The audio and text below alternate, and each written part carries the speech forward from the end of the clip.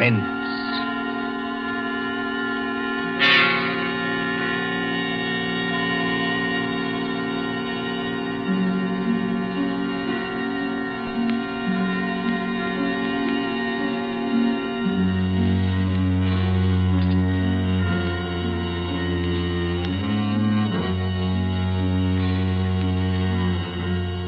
The thrill of the nighttime, the hushed voice and the prowling step, the stir of nerves at the ticking of the clock, the rescue that might be too late, the crime that is almost committed, mystery and intrigue and dangerous adventures. We invite you to enjoy stories that keep you in suspense.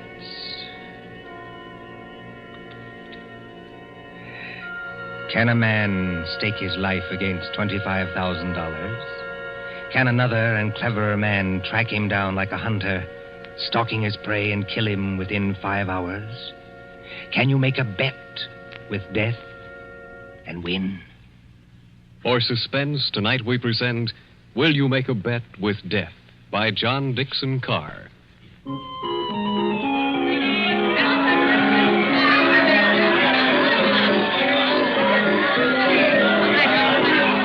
Coney Island on a summer day. There's the beach, bright colored with bathing suits. There's the boardwalk, all straw hats and summer dresses. There's the Ferris wheel and the roller coasters. There is all humanity eating hot dogs and having a good time. And over there, beyond that souvenir shop, is the haunted mill. You get into a little boat. You float through a narrow tunnel into the dark while witches scream. But that fools nobody, does it? There couldn't be any real terror, could there? While the bands are playing and the crowd goes by and... Ladies and gentlemen, a unique attraction. It hurts me to see you stand there and miss this. Only 10 cents, 1 dime, the 10th part of $1 to go through the old haunted mill and get the thrill of your lives. An overstatement, if you ask me. 1 ticket, please. Did you say 1 ticket, lady? That's right, 1 ticket. What's the thrill? Beg pardon, lady? I said, what's the thrill? Lady, the gals who come here with their boyfriends don't have to ask that. 10 cents, please, this way and mind the gate. Thank you. Step right up, ladies and gentlemen. Get your ticket for the old haunted mill, where ghosts will walk and corpses... Give me some tickets. Now, Hurry. just a minute, young fella. I know you want to get into the old haunted mill, but there's plenty of time. How many tickets? I don't know. You better give me 10. 10 tickets. Do you hear that, ladies and gentlemen? Here's a young fella who likes the old haunted mill so much, he buys 10 tickets. Don't call everybody's attention. Listen, I've got a better idea. Whatever boat comes after mine, Yeah? I'll give you an extra $1 to send that boat through empty. Now, what's the matter, son? The cops ain't after you, are they? No. It's nothing like that. Will you do it? Well, money talks, young fellow. Okay, go ahead.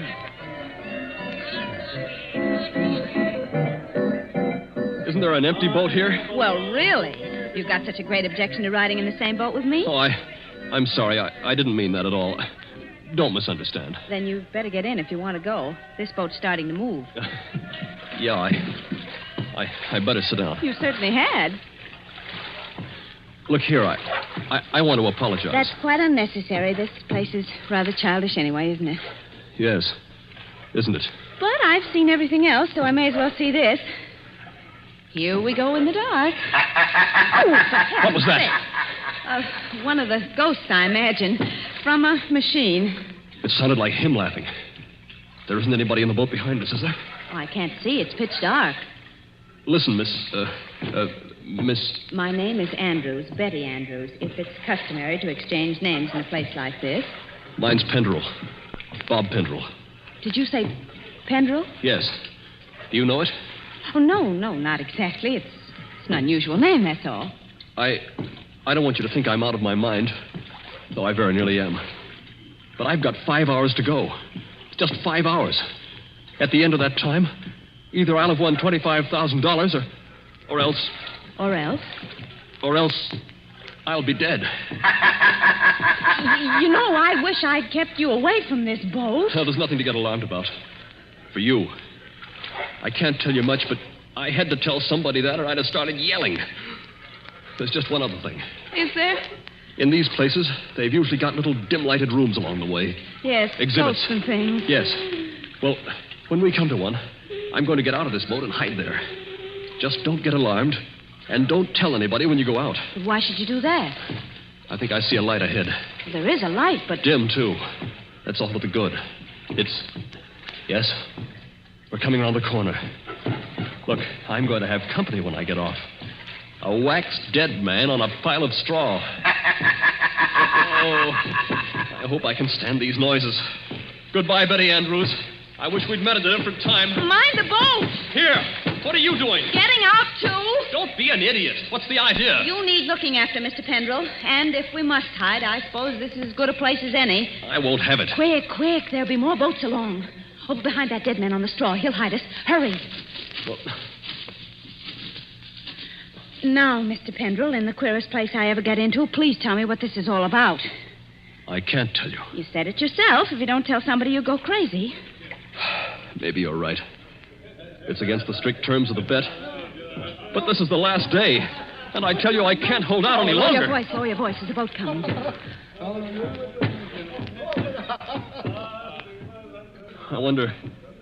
I wonder if you ever heard of my stepfather, John Destry. Yes? I imagine everybody has. He's a millionaire, and I'm not. I'm just a chemist, an analytical chemist. Not very successful. So if I'd had time, if I'd had money, I might have worked out a process that would have... Well, I think it would have helped in the war. But he's got money. Yes, he's got money. Well, my mother died years ago. This Destry's a big, white-haired, fine-looking fella. You'd think butter wouldn't melt in his mouth. He's got an apartment in the East 60s, secretary, I never met her, valet, cook, that kind of thing. Well, he used to invite me there. I wouldn't go. Then he got hold of a book I had to have, a German work on chemicals. So I went. After dinner in that study of his, over the brandy...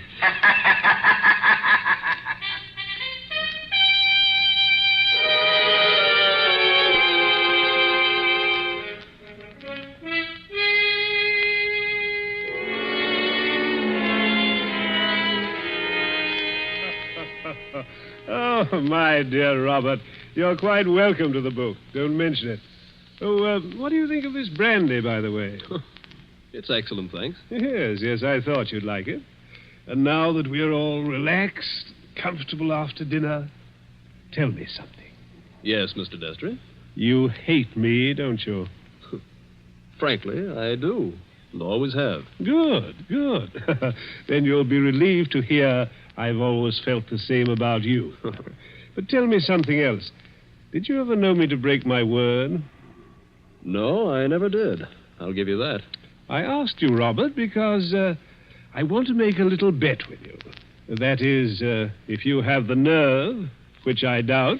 Well, I'm afraid I can't afford to make bets. You were always careless with money, Robert. Well, I've been thrifty. I saw that when your mother was alive. But you can afford to make this bet. Look here, in my desk. Well? $25,000, Robert. $25,000 in 5 $100 bills. And what would I have to bet against that? Your life. What? My life? There's the money in the drawer. Look at it. What wouldn't you give for that money? What wouldn't you give to have it for this precious work of yours that you're so fond of and that you've failed in miserably? So far I've failed, yes. Oh, I've had a fairly good life as lives go. My heart isn't as good as it might be, but the doctors say I'll last a little while yet. But before I go, there's one pleasure, one little exquisite thrill for me to experience. I want to commit a murder. Yes, I said a murder. My bet is that I can kill you within 6 months, and that you can't stop me, and that I'll never be punished for it. What do you say? Yes or no? I believe you mean that. Of course I mean it. And Just how would you propose to kill me? Ah, that would be telling. You know, if I had time to think this thing over... There's no thinking it over. Now. Yes or no? Yes. You must need the money badly, Robert. I do need it. But oddly enough, Mr. Destry, that isn't why I'm doing this. No? No. I want to show you can't play the Lord Almighty and get away with it. Are you challenging me? Yes. You don't think I can do it? I know you can't. We mustn't get excited, Robert. There will be conditions to the bet, you understand? What conditions? First of all, you'll never mention this matter to anyone. All right. That seems fair enough. You'll remain within the city limits of New York for 6 months.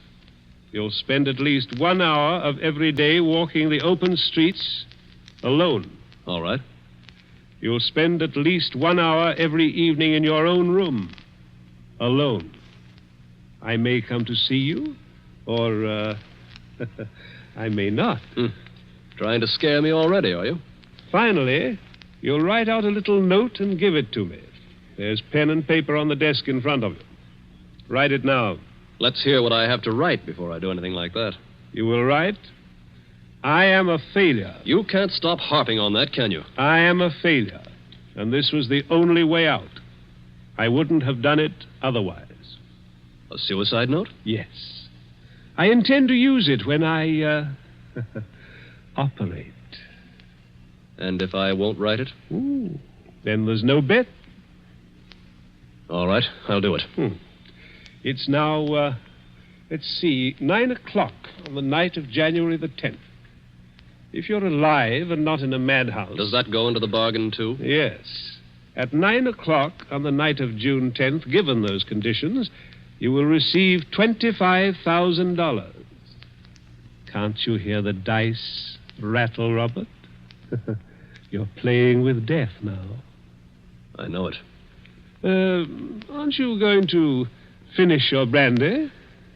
No, thank you. Oh, then pour it back into the decanter. You heard me. Pour it back into the decanter. If you were as careful as I am, you wouldn't be where you are now. That's right. Always be thrifty. I can promise you, by the way, that you'll always be perfectly safe as long as you're in this apartment. But that's the only concession I make. I notice your hands are steady at the moment. I wonder what they'll be like a month from now.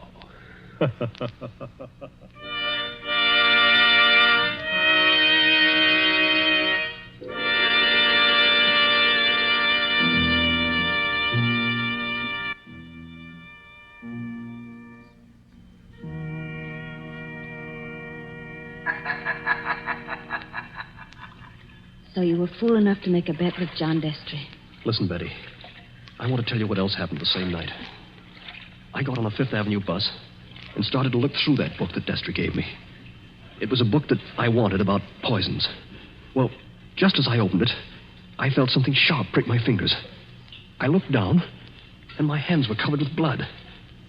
He had sewn safety razor blades in a line down the inside edge of the cover. Oh, no. Yeah. A little white card fell out of the book, and I read it. It said, "See how easy it is to take you off guard? Those razor blades aren't poisoned, but they might have been. Take warning." Betty, that was 6 months ago. 6 months less 5 hours of careful, refined torture. And now, I've got only 5 hours to go. What's he done in the meantime? Nothing. Nothing. I don't understand. Nothing at all. That's the cleverness of it. He's left me waiting. Expecting something. Expecting it every hour of the day or night. Once at the laboratory where I work, I opened a box that I thought was from a chemical supply house. And a Mexican tarantula, one of those furry spiders about as big as your fist, ran out across my hand. It was a toy tarantula. He enclosed a card asking whether I didn't admire it. Bob, this can't go on. I used to think I didn't have a nerve in my body. I could hold a test tube at arm's length absolutely steady for minutes at a time. Now look at me. Don't, please, don't. But the waiting's almost over now. Walking the streets, wondering who's behind you. Sitting alone at night, listening for every step on the stair. He's got very little time left now, and he's got to do something. The question is, what's he going to do? Well, maybe he doesn't mean it. Maybe he's only doing it to scare you. And lose all that money? Oh, you don't know my stepfather. Listen. Huh? I don't hear anything. That's just it. There's no sound of running water. The boats have stopped. Then we're all by ourselves in here. All with him. Yes. Oh, Lord, how I wish I hadn't gotten you into this. Oh, I'm all right. Or at least I think I am. I thought I saw him in the crowd outside, but I couldn't be sure. I'm seeing him everywhere. Now, Bob, just a minute. Just tell me one more thing. Did you ever see Mr. Destry, I mean face to face, after that first night? Oh, many times. He came to see you?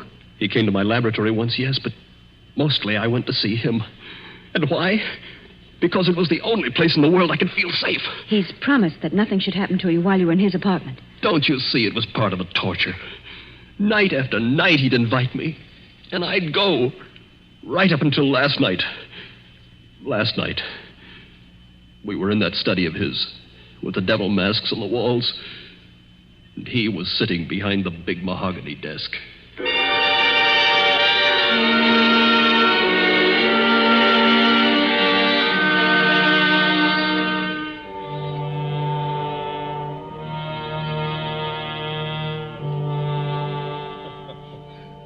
My dear Robert, I'm pleased and even touched to have you here on the last night before you...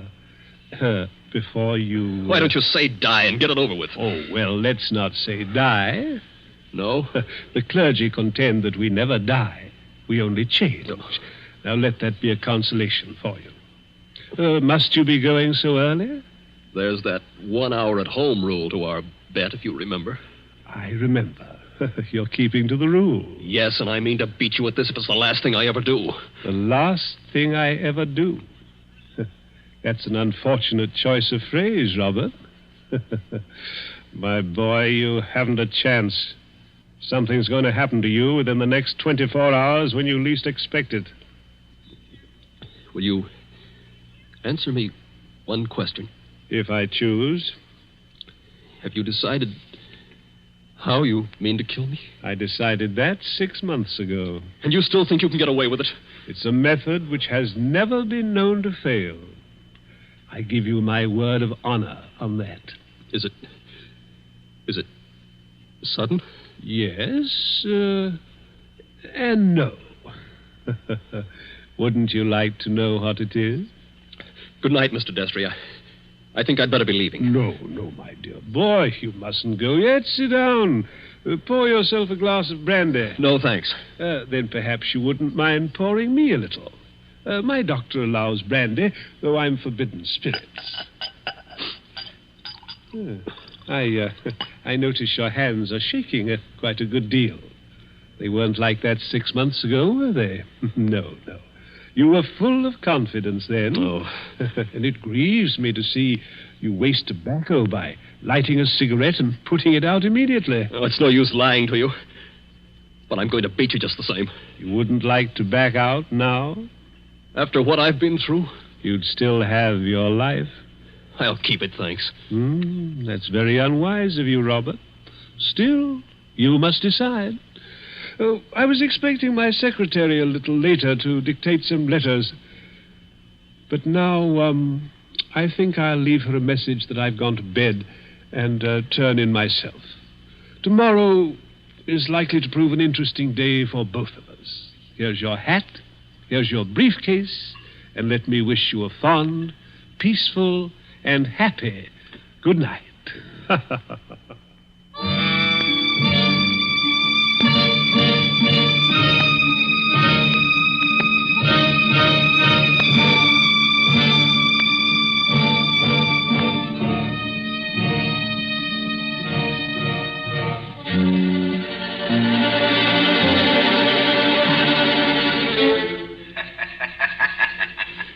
That was last night, Betty. I said I had 5 hours to go. It's less than 4 hours now. If I can keep away from the old devil until 9 o'clock. I wish those boats would start running again. Why? Because it's almost as spooky in here as a real old mill. I know. Even that wax dummy on the straw. Any minute now. You're expecting to see him move? So am I. Now, don't stand up. It doesn't matter. If the boats aren't running, we can hear anybody who comes along. I hope so. Do you think Destry's got in? Bobby can't have got in. He can't even be here. Why not? Because Mr. Destry told me... Mr. Destry told you? I'm his secretary. You know, Betty Andrews, I'm sorry it was you who did this. Did what? You can't guess, can you? Oh, Bob, I didn't come here to trap you or spy on you. If that's what you're thinking, I swear I didn't. No. You only got me to tell you the whole story and lose my bet. I haven't heard a single word you said. Bob, please believe that. He didn't send you here, of course. No. And of course you never saw me at his apartment last night. No, I swear I didn't. I got there late. He'd gone to bed. I didn't even take off my hat or gloves before I left again. Don't you understand, Bob? I hate him, too. I want to see you beat him. You've got to beat him. You mean that? Look at me and see if I mean it. Betty, I almost believe you. You must believe me. And Anything else? we better hide behind that dead man. Hurry. Those boats have started up again. I wish I could tell you, Betty, what that means to me. Come on, hurry. Wait a minute, you two. What? Stay just where you are. Where's that voice coming from? Along the tunnel, I think. But it's not Destry's voice. No, it's a man standing up in a boat. He's coming around the corner. I can see him now. Hurry. The old haunted mill, eh? My golly, if this ain't some place to make a pinch, I never heard of one. What do you mean? Make a pinch? Just what I said. Your name, Robert Pendrell? Yes. Who are you and what do you want? Police headquarters. You're to come along with me. I want to see you over in New York. About what? I wouldn't know, lady, but it might be about the murder of John Destry. Oh, no. Did you say the murder of John Destry? That's right. Somebody poisoned him last night with mercury cyanide. I wouldn't have got you at all, maybe, if the barker outside there hadn't thought the cops were after you to start with. Betty, Yes, Bob? he's beaten me. He hasn't beaten you. Oh, yes, he has. And I know now the weapon Destry was going to use in killing me. What weapon? It never fails. The electric chair. You mustn't talk like that. Don't you see? He never once intended to kill me in the way I thought. Are you coming quietly, Mr. Pendrell? Just a minute. He's poisoned himself. But he's left evidence to show I did it. He's killing me the worst way possible. He's won the bet. The money doesn't matter now. If I'm in the death house for murder, what use have I got for all the money in the world?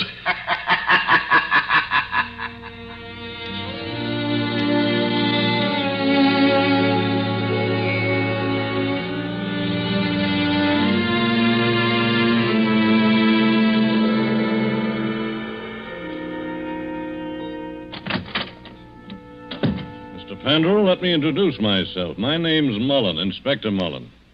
It's a pleasure to meet you, Inspector. It's a pleasure to be safe again. I've had you brought here to my office for a little quiet talk. You're in a jam, son, and I want you to realize how bad it is. You think I don't realize it? John Destry was poisoned with mercury cyanide administered in a glass of brandy. And only my fingerprints were on the glass besides his own. I can guess. Mr. Destry's body was found this morning lying behind the desk in the study. There was an empty glass with traces of brandy and cyanide. Now, we haven't had the full autopsy report, but the smell of that stuff is pretty distinctive. They tell me you're a chemist, Mr. Pendrell. That's right. The boys find that 8 grains of mercury cyanide are missing from your laboratory. Where he visited me a month ago. And in your briefcase, which you took away from his apartment last night... He handed it to me. I remember. We found over $1,000 in cash. Now, take a look at this note. Did you ever see it before? Well, yes. I wrote it. You admit that? Yes. It says, I was a failure, and this was the only way out. I wouldn't have done it otherwise. Where did you find it? Torn up in little bits.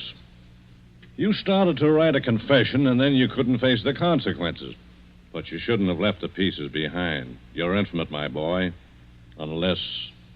Unless what?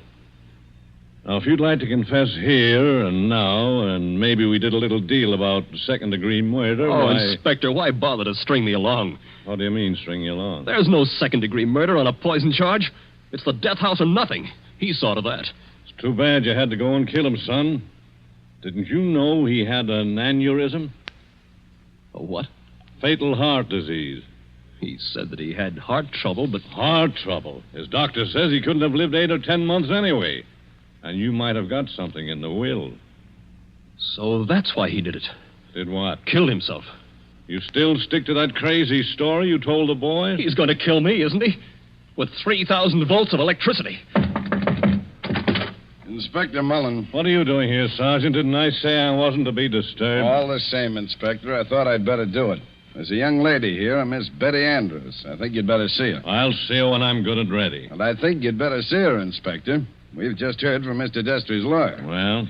He said that young fellow there, Mr. Pendrell, inherits $25,000 in Mr. Destry's new will. Did you hear that, son? Do you see what you'd have gotten if you hadn't gone and killed him? He was keeping his promise, that's all. And a fine lot of good it'll do me now. But look, Inspector, I've just talked to the medical examiner, and he says there's no poison in Mr. Destry's body. Say that again? There's no poison in the old man's body. Somebody's kidding you. An empty glass with the smell of mercury cyanide and a dead man with a congested face behind the mask? What did kill him then?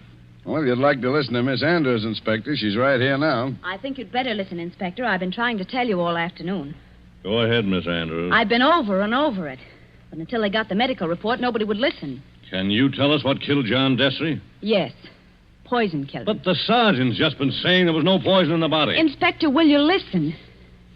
I was at Mr. Destry's apartment late last night. Well, so what? You didn't kill him, did you? The servant said he'd gone to bed. So I looked into the study to see if there were any instructions. Was Mr. Destry dead then? I don't know. I couldn't see his body because it was hidden behind the desk. I didn't even learn he was dead until late this afternoon. But I did see a full glass of brandy. A full glass, did you say? Yes. So I picked up the glass and poured the brandy back into the decanter. That's what he always made us do. And I didn't leave any fingerprints because I was still wearing my gloves. And that was the same glass you later found empty. But you still are not telling us what was the poison that killed John Destry. It was the poison in his own system. He worked out this plot to convict Bob Pendrell. Only just as he stretched out his hand to drink the cyanide... Inspector, I think I see it. It was his last great hour. He couldn't resist such gloating as he'd never known before. That's it. His heart wouldn't stand it, and he fell dead behind the desk. And I think, if you study the expression on his face, you'll find he died laughing.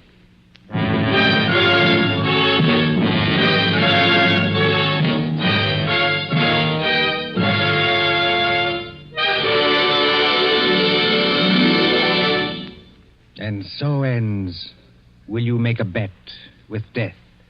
Tonight's story of Suspense. The part of Bob Pendrell was played by Michael Fitzmaurice. Betty was played by Leslie Woods. John Destry was played by Nicholas Joy. And in supporting roles were Ted DeCorsia and Charles Slattery. Again next Tuesday at 9:30 p.m. Eastern Wartime. A story dedicated to the thrill of the nighttime, the hushed voice and the prowling step. Another adventure in suspense. William Spear, the producer, Mark Slobe, the director in the absence of John Dietz, and John Dickson Carr, the author, are collaborators on Suspense.